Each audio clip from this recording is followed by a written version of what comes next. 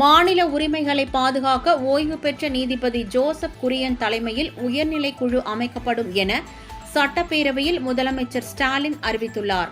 ஆளுநருக்கு எதிரான உச்சநீதிமன்ற தீர்ப்பை தொடர்ந்து மாநில சுயாட்சி தொடர்பாக அறிவிப்பை வெளியிட்டார்.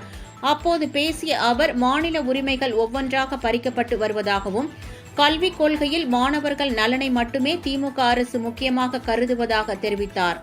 மாநில உரிமைகளை பாதுகாக்க ஓய்வு பெற்ற நீதிபதி ஜோசப் குரியன் தலைமையில் உயர்நிலை குழு அமைக்கப்படும் என்றும், இந்த குழுவின் இடைக்கால அறிக்கை 2026ஆம் ஆண்டு ஜனவரியில் தாக்கல் செய்யப்படும் என்றும் தெரிவித்தார்.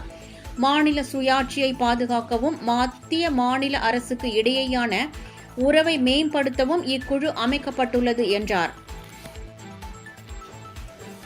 தொடர்ந்து மாநிலங்களின் உரிமை பறிக்கப்பட்டு வரும் இந்த இக்கட்டான சூழலில் கூட்டாட்சி கருத்தியலை வலியுறுத்தும் வகையிலும், ஒன்றிய மாநில அரசின் உறவுகளை அதற்குரிய கொள்கைகளை மேம்படுத்திடவும், இந்திய அரசியலமைப்பு சட்டத்தின் விதிக்கூறுகள், நடைமுறையில் உள்ள சட்டங்கள், ஆணைகள் ஆகியவற்றை அனைத்து நிலைகளிலும் ஆராய்ந்து மறு மதிப்பீடு செய்திடவும் மற்றும் அதற்குரிய நடவடிக்கைகளை அரசுக்கு பரிந்துரை செய்திடவும் உயர்மட்ட அளவிலான குழு ஒன்றினை அமைப்பதென்று மிக மிக அவசியமாக வந்திருக்கிறது.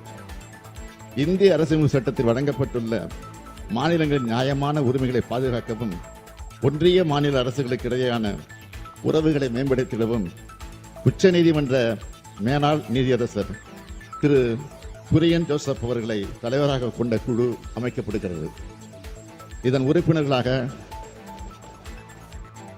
உறுப்பினர்களாக இந்திய கடல்சார் பல்கலைக்கழகத்தின் மேலாள் துணைவேந்தரும் ஓய்வு பெற்ற IAS அதிகாரியுமான திரு அசோக் வர்தன் ஷெட்டி அவர்களும்,